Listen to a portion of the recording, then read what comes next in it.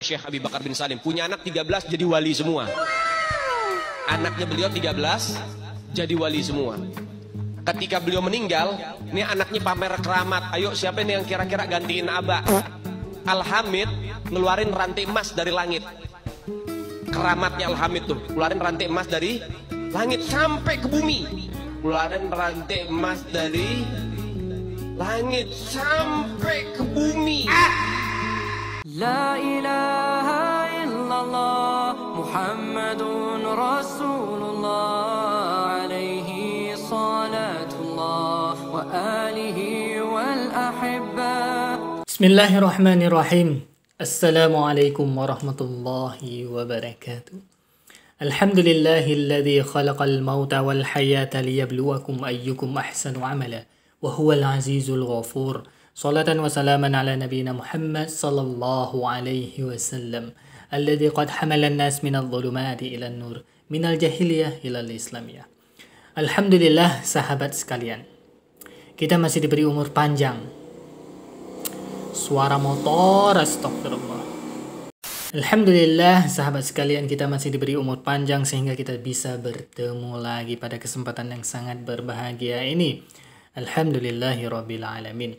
Tidak bosan-bosannya saya ingatkan dari dulu saya awal-awal merintis channel YouTube dakwah yang cukup keren ini. Saya selalu bilang, tonton konten ini secara tuntas karena saya khawatir terjadi kesalahpahaman di kalangan sahabat sekalian. Terus dukung channel dakwah ini dengan cara klik tombol subscribe, like, komen, dan sharing. Cara mensubscribe dengan cara like, dengan cara men-share. Sahabat sudah ambil bagian dalam membentengi umat dari pemurtadan dan kesesatan logika berpikir ataupun kebodohan. Baik sahabat sekalian, sebelumnya saya ucapkan terima kasih banyak karena sahabat sekalian masih mau menonton konten di channel YouTube yang sangat-sangat keren ini. Terima kasih dan semoga Allah membalas kebaikan para sahabat dengan kebaikan dengan sebaik-baik balasan. Amin ya rabbal alamin. Baik sahabat, konten kita pada kesempatan yang sangat-sangat berbahagia ini. Ini adalah konten yang cukup penting untuk kita bahas. Ini menyangkut tentang mencerdaskan kehidupan bangsa, kita melaksanakan dan mengamalkan Undang-Undang Dasar 1945, yaitu mencerdaskan kehidupan bangsa. Baik sahabat, apa yang akan kita bahas pada kesempatan yang sangat berbahagia ini? Kita akan membahas salah satu fenomena yang cukup penting dan sangat-sangat terkenal, yaitu mengenai Habib. Habib ini sebuah gelar yang disematkan di Indonesia kepada keturunan-keturunan Nabi, yang dinyatakan sebagai keturunan Nabi.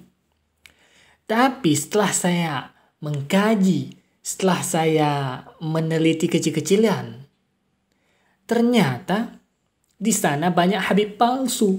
Ajaran-ajarannya bukan menambah ilmu keagamaan, malah menambah dongeng-dongeng yang tidak masuk akal bagi mereka yang berpikir, bagi Anda yang berpikir.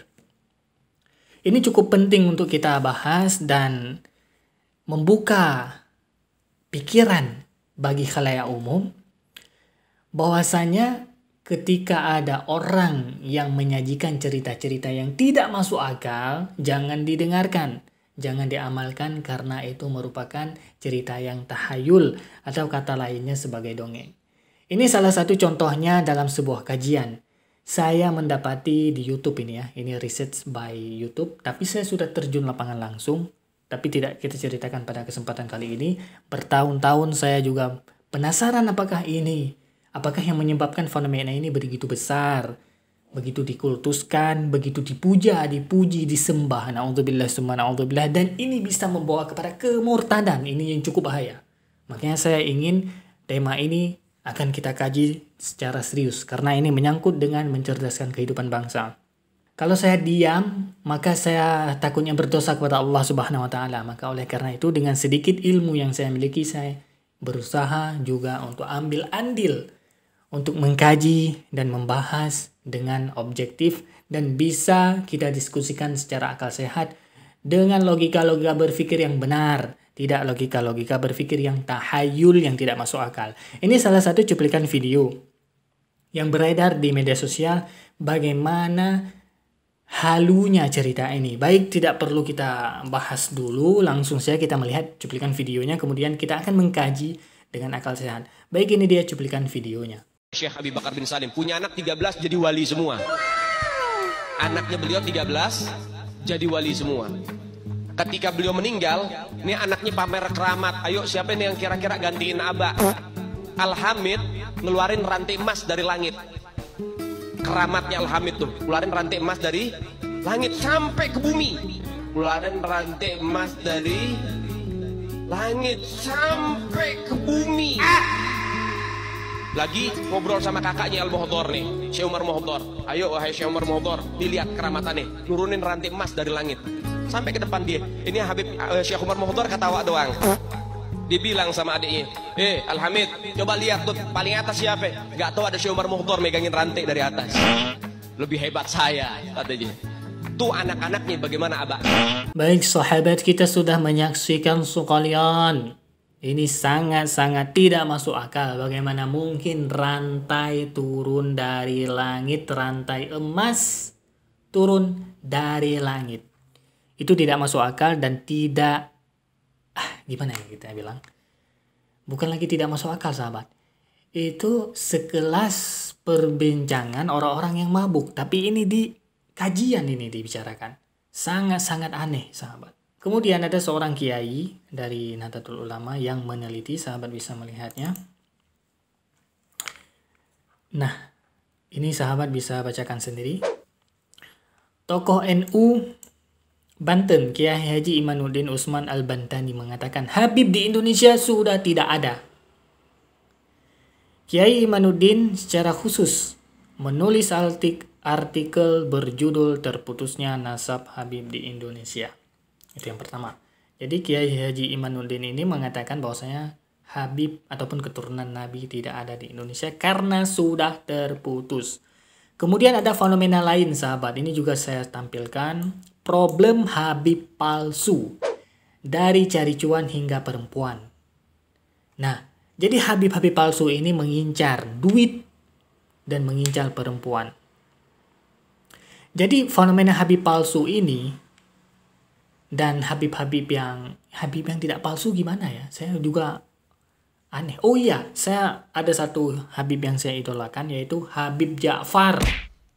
Ini kalau sahabat-sahabat tahu, Habib Ja'far saya termasuk orang yang mengidolakan beliau karena beliau logis, realistis dan masuk akal apa yang dibicarakan mengenai hukum Islam, mengenai toleransi dan sebagainya. Tidak ada cerita rantai turun dari langit. Rantai emas pula ini turun dari langit. Kemudian anaknya sudah berada di atas terbang. Bagaimana mungkin? Nggak ada pesawat. Kalau ada pesawat saya masih percaya, masih masuk akal. Nah, oleh karena itu cukup perlu kita perhatikan cerita-cerita yang dongeng seperti ini. Kemudian ada fenomena lainnya. Pemujaan para Habib masa kini.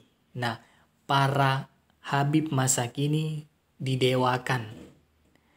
Dan itu merupakan mentalitas inferior dan feodalisme yang dibentuk ataupun dipupuk sejak zaman Belanda. Ini cukup bahaya nih sahabat. Jadi kita kalau misalkan punya mental inferior, punya mental feodalisme, kita tidak akan pernah maju seumur hidup. Jadi saya tujuannya mencerdaskan Anda sekalian, membuka pikiran Anda sekalian, supaya berpikir secara kritis, objektif, dan apa adanya. Tidak berpikir secara tahayul, mengada-ngada, ataupun melamun yang tidak masuk akal, seperti orang mabuk. Baik sahabat, inti dari video ini yang ingin saya sampaikan. Yang pertama, karomah ataupun mukjizat itu sebenarnya bukan untuk dipamerin. Bukan untuk di show off. Yang di show off itu merupakan magic trick ataupun sulap. Itu sulap itu orang-orang sakti semua sahabat. Itu orang-orang karomah semua, itu orang-orang magician. Pesulap-pesulap itu. Karena mereka bisa menampilkan hal-hal yang di luar nalar. Tali dipotong tiba-tiba sambung lagi dan sebagainya. Itu magic trick. Nah, kalau karomah ini sahabat bukan untuk dipamer. Adapun saya percaya mungkin ya saya percaya sepersekian persen karomah itu memang ada. Tapi bukan untuk dipamer ketika dicerita dan sebagainya untuk dipamerin, itu kesombongan. Nah, Jadi karomah itu menurut saya tidak akan bisa dibuktikan secara ilmiah. Menurut saya pribadi ya. Kalau misalkan ada, silakan drop di kolom komentar apakah bisa dibuktikan secara ilmiah, bukan secara keyakinan. Kalau keyakinan dari kitab ini, si fulan melihat, si fulan mendengarkan, si fulan, itu bukan. Nah, saya beragama menurut akal pikiran dan keyakinan. Ada dua hal, keyakinan dan akal pikiran. Kalau misalkan akal pikiran itu merupakan hal-hal yang sebab akibat, yang logis dan sebagainya. Misalkan fadilah-fadilah ataupun hikmah dari sholat itu membuat kesehatan dan sebagainya. Itu bisa diteliti, gerakan-gerakan sholat itu seperti gerakan olahraga yang bisa menyehatkan dan sebagainya. Itu bisa diteliti. Tapi kalau misalkan kita beriman kepada Allah, kita beriman kepada Rasulullah, itu keyakinan. Itu dua hal yang perlu dibedakan. Ada hal yang ilmiah bisa kita kaji, ada hal yang perlu diyakini dan bisa dibuktikan hanya ketika kita sudah masuk Islam dan ketika kita sudah masuk surga ataupun di akhirat kelak, yang bisa dibuktikan dari sisi keyakinan. Anda perlu membedakan ini kajian-kajian yang memang membahas ilmu-ilmu keislaman. Ilmu keislaman itu yang masuk akal, membahas ada qala Allah qala Rasul. Walaupun membahas tentang keyakinan, itu ada qala Allah qala Rasul.